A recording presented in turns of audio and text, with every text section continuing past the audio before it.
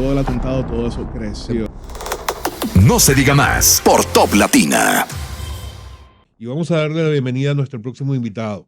Ya yo no sé ni cómo presentarlo. A nuestro invitado de ahora. ¿Cómo que no? Amigo de todos aquí. Como embajador, como internacionalista, como economista, como político, como dirigente. Todas las anteriores. Todas las anteriores. Yacel Román con nosotros. Muchas gracias. Amigo. Claro. Bueno, amigo nuestro, por supuesto. Ese es el título que Un nos gran está amigo. sujeto Amigo de a batallas. ninguna variación. Yacel, acabas de llegar de la Convención Republicana en los Estados Unidos y llegaste justo antes de que Biden decidiera no ir por la candidatura. Que se armara el Claro. juidero. Exactamente. Claro. Ahora, desde tu punto de vista, ¿qué va a pasar? ¿Se van con Kamala? ¿Van a otra de las 4 opciones que están sobre la mesa? ¿Triunfarán los Obama en esa pugna por una nueva candidatura? ¿Cómo lo estás viendo? Claro, acabo de volver de Milwaukee, Wisconsin, que estaba siendo sede de la 43ª Convención Nacional Republicana. Ha sido mi tercera convención republicana y muy distinta a las 2 experiencias previas. Yo estuve en 2012 cuando Mitt Romney fue nominado, pero en ese momento todos sabían que iba a ser muy complejo competir con Barack Obama. Entonces era una elección prácticamente insurgente.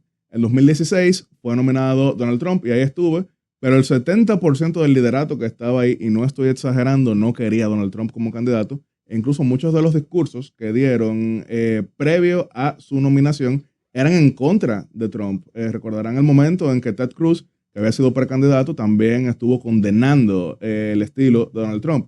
Ahora, en 2024, cada día fue un endoso absoluto de todos los que ahí participaron y se vio un partido republicano completamente alineado con el candidato presidencial, incluso de su principal rival anterior, Nikki Haley, ex embajadora ante las Naciones Unidas. Y fue ¿Que también, se intensificó luego del atentado o ya venía ese... ya venía, pero luego del atentado todo eso creció. ¿Te pusiste tu esparadrapo en la oreja? No. Bueno, todo eso se intensificó después del atentado y se vio también un discurso bastante triunfalista. Incluso varios de los ex funcionarios que estuvieron ahí participando. Yo estuve como expositor en un foro de política exterior de posibles integrantes del Departamento de Estado, entre los cuales están Mauricio Clave Carone, Carlos Trujillo, entre varios otros, Linda McMahon. Cada uno de ellos estaba hablando que están listos para volver a servir. Entonces fue una convención bastante triunfalista y todo eso estaba poniendo contra las cuerdas al Partido Demócrata, que durante 24 agónicos días, como algunos han titulado, tuvo que defenderse de los cuestionamientos a las aptitudes del candidato reeleccionista Joe Biden, que iba a ser el candidato más viejo en la historia de Estados Unidos, no así del mundo. Ese récord lo tiene República Dominicana con 94 años en el 2000, seguido por Juan Bosch, que tenía 87 Si seguimos años. como vamos, dentro de unos cuantos será Lionel. Vamos a ver, le falta un poquito para competir ahí, pero bueno, todo eso, no, todo eso levantó las presiones. Sé libre. Y se dice que la presidenta emérita de la Cámara de Representantes, Nancy Pelosi, le recomendó a Joe Biden reevaluar sus posibilidades. Se dice que el líder de los demócratas en el Senado, Chuck Schumer, también le pidió que reevaluara sus posibilidades. Elizabeth Warren también lo hizo. Y supuestamente Barack Obama también en privado, porque hubo algunos que lo dijeron en público, pero supuestamente Barack Obama... Schumer lo hizo en público. Ya cuando Schumer lo hizo en público, ya era como obvio que el ambiente en el Congreso demócrata era ese. Pero Claro. se habla, Jaxel, de que hubo una encerrona a la negativa de que Biden no quería renunciar. Lo impulsaron, desde tu óptica, a que participara en ese debate, a que él propusiera ese debate en el que quedó básicamente expuestas todas las falencias que tiene Joe Biden. Esa es una de las principales teorías, recordando que aunque Trump había proclamado en uno que otro discurso, no de manera oficial, que él estaba listo para debatir cuantas veces fuese necesario, fue la campaña de Joe Biden que propuso este inédito debate previo a las convenciones. Eso no había sucedido jamás en la historia de Estados Unidos. Y ellos sabiendo ya, porque hay muchos memes de Joe Biden donde que se cae, que se desvirtúa, que está desorientado, que confunde a las personas. y exponerlo de esa forma. Bueno, presentó, yo puedo confundirte, yo puedo decir, bueno, aquí tenemos a Miguel al lado mío, sí. Pero yo decirle al presidente de Ucrania, aquí con nosotros el presidente Putin, sí. Ya eso fue algo pues muy desastroso. Y en este nuevo escenario que se plantea, al inicio del programa decíamos que parecería que la renuncia de Biden es too little too late. O sea, ¿realmente entiendes que cualquiera que sea el candidato que elija el Partido Demócrata tiene tiempo de remontar a tan corto tiempo? Porque parecería mucho tiempo, pero de aquí a noviembre el tiempo es corto. Sí, y algunos resaltan que no solamente se trata de aquí a noviembre, sino de aquí a septiembre, que es cuando comienza el voto anticipado. Exactamente. Que sabemos que en 2020 fue clave para definir el resultado. Pero justamente tomando eso en cuenta, es que no solamente Joe Biden endosó de manera inmediata a su vicepresidenta, Kamala Harris, sino que el expresidente Bill Clinton, la ex candidata Hillary Clinton, el gobernador de California, Gavin Newsom, el secretario de Transporte, Pete Buttigieg, incluso de Alexandra Ocasio, que es del segmento contestatario con el gobierno, porque algunos pensarían que alguien como Alexandra Ocasio-Cortez o Ilhan Omar, que representan a la ultraizquierda dentro del Partido Demócrata, preferirían algo competitivo, pero endosaron de manera inmediata a Kamala Harris. Pero no lo hizo Obama. No lo hizo Obama, no lo hizo Chuck Schumer, no lo hizo Nancy Pelosi, ni lo hizo Hakeem Jeffries. Estamos hablando, vuelvo y repito, del liderato en el Congreso. Por eso algunos entienden que en el Congreso querían un proceso más competitivo, pero hay quienes analizan que someter al Partido Demócrata a un mes de competencia, ya que la convención será en Chicago el 19 de agosto, sería precisamente exponerlo a que no exista forma de remontar, mientras que si en estos mismos días ya queda claro que Kamala Harris sería la candidata, pues tendría más tiempo de campaña. Se necesitan 1,886 delegados para la nominación, ya tiene 539 delegados, es decir, un tercio de lo necesario antes de que se cumplan siquiera las 24 horas. Por eso yo no veo un escenario en que ella no sea candidata, pero tampoco podemos decir que todo el mundo está contento con ella como la figura. ¿Qué tanto podría incidir la posición de los Obama? Obama ya se expresó a favor de una candidatura, ¿cómo le llamó? Extraordinaria. Sí, cuando dice extraordinaria se refiere desde el punto de vista que es una candidatura que pueda competir de manera más dinámica con Donald Trump, pero en su texto quedó claro que quería una convención, como le llaman, abierta, es decir, que llega a la primera vuelta de votaciones internas sin que quede claro quién es candidato o candidata. La última vez que eso había sucedido fue en 1968, cuando el entonces presidente Lyndon B. Johnson, después de haber participado en las primarias, igual se retiró. Algunos entienden desgastado por Vietnam, otros entienden que estaba enfermo, incluso falleció 5 años más tarde, y eso llevó a la Convención Demócrata de Chicago del 68, que ha sido una de las más caóticas en su historia. Se dieron galletas y se insultaron. La audiencia puede entrar ahora mismo a YouTube y escribir Convención Demócrata Chicago 68 y van a ver el desastre. Sillas plásticas no hubo. No plásticas. Eso fue aquí Yachel, según tu experiencia y tu visión, en el escenario hipotético de que sea Kamala Harris contra Donald Trump, ¿cómo ves ese escenario? Las encuestas en este instante le están dando una ventaja a Donald Trump, pero todo eso es partiendo de lo hipotético. ¿Qué me refiero con lo hipotético? Ella todavía no ha sido candidata. Entonces tendríamos que hacer esa pregunta. Por ejemplo, si en esta semana suficientes delegados anuncian su apoyo a la candidata, entonces ya estaríamos diciendo que sería la virtual o presunta nominada, y ya entonces de aquí al siguiente mes pudiéramos ver una campaña tú a tú. Ahora, ¿cuáles son sus puntos de fortaleza? Tiene mayor dinamismo que Joe Biden, al punto de que si Trump la ataca con algunos de los recursos que llaman post-verdad, ella pudiera defenderse mejor de lo que hacía Joe Biden, que en el debate veíamos que cuando Trump lo atacaba de esa manera, es lo que ponía una cara confundida. ¿Cuál es un punto débil? Que el principal tema de campaña de la oposición estadounidense, que es la migración, fue la principal asignatura que se le dio a Kamala Harris durante la presidencia, y que eso entonces pudiera significar incluso una intensificación de los ataques. A ella se le asignó todo el tema principalmente centroamericano, que no solamente es donde salen la mayor cantidad de migrantes a Estados Unidos, sino que es uno de los principales puntos de tránsito.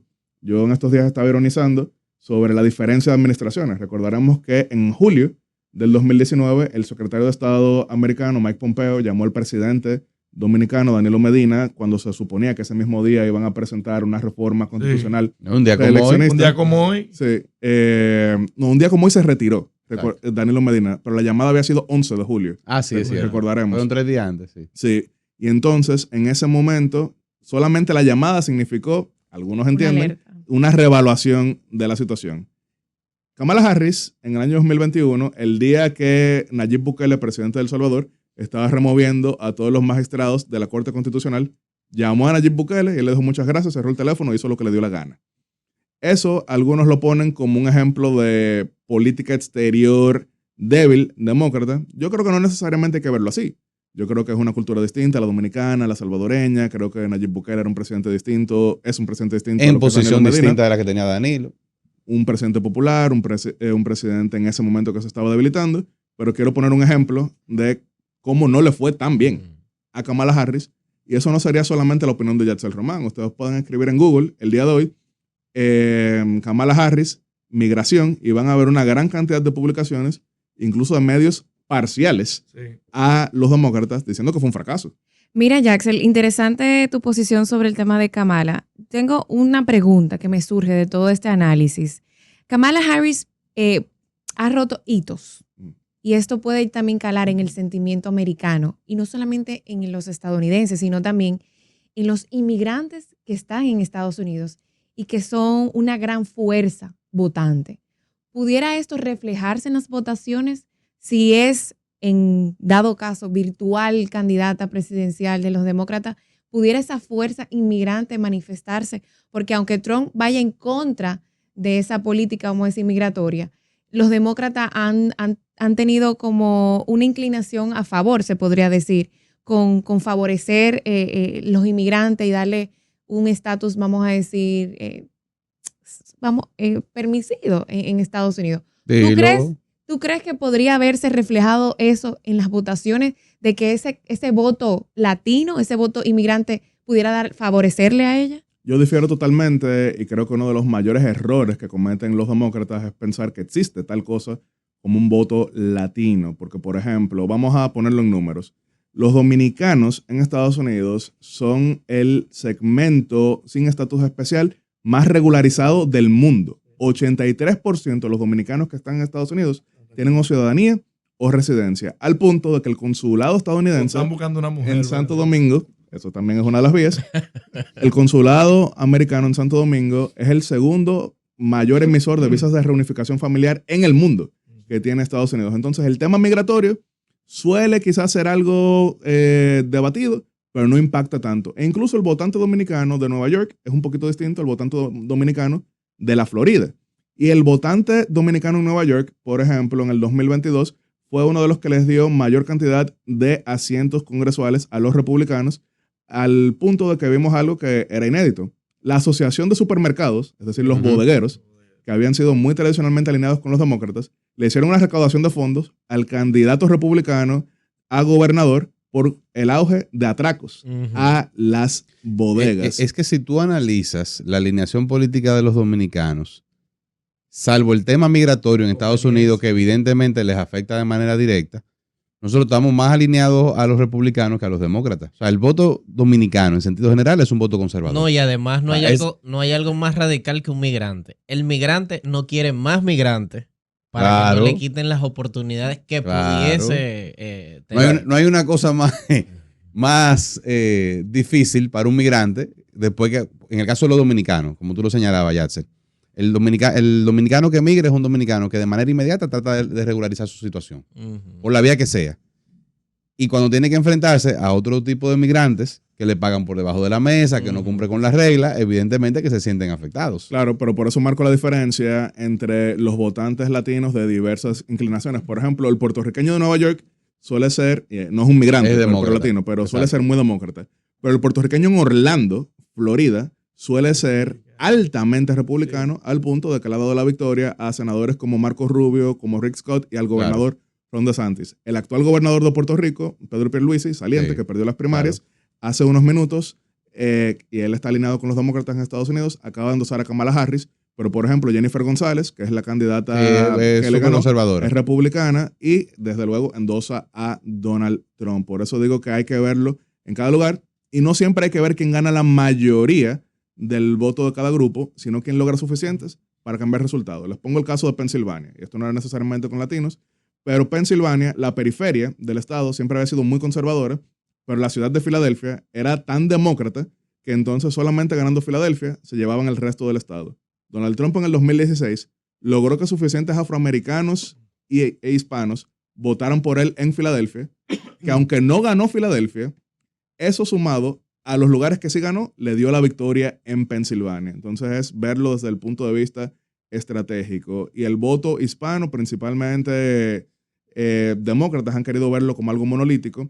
Y les pongo una estadística. En el 2000, George W. Bush ganó el 40% del voto hispano, pero eso precisamente porque ganó a los mexicanos de Texas, donde él era gobernador, y ganó a los cubanos de la Florida, pero perdió a los mexicanos de California. Entonces son números un poquito engañosos.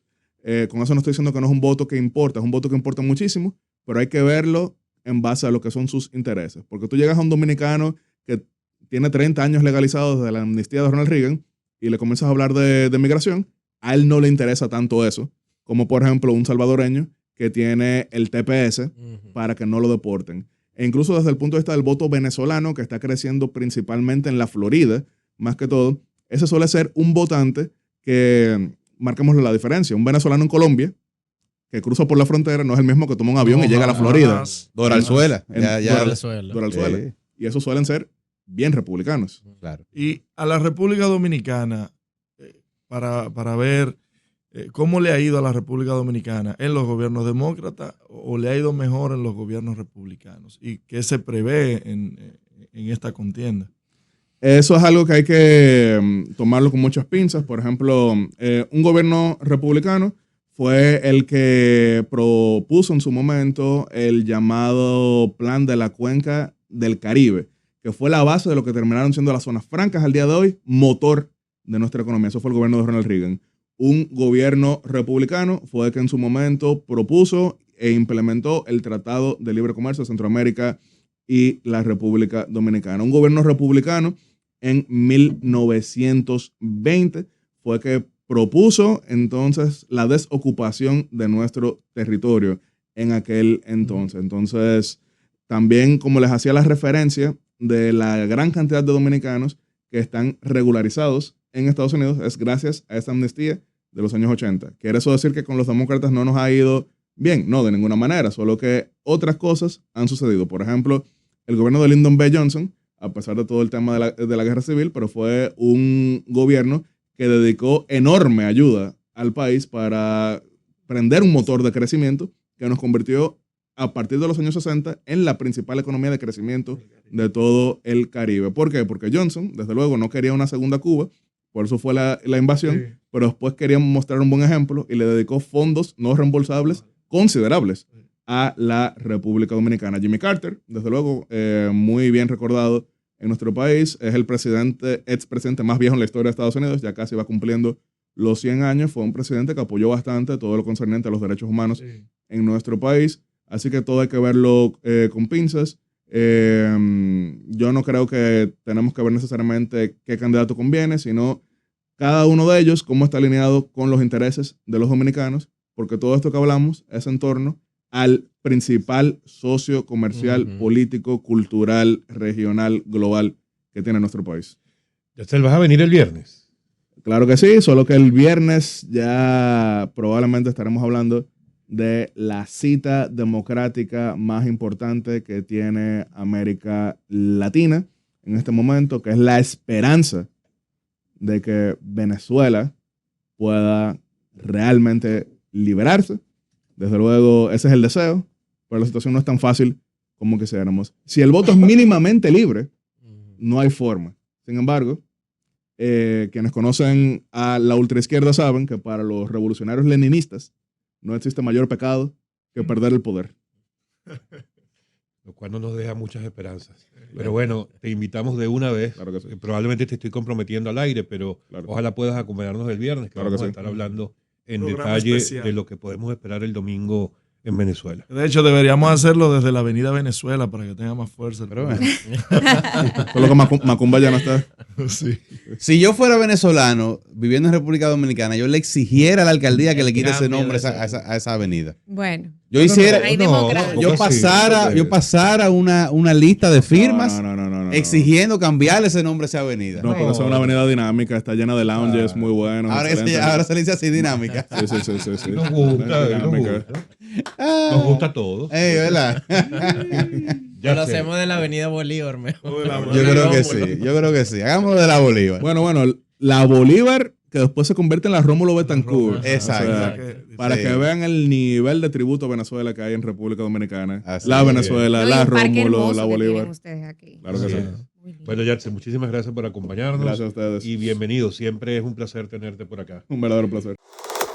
No se diga más por Top Latina.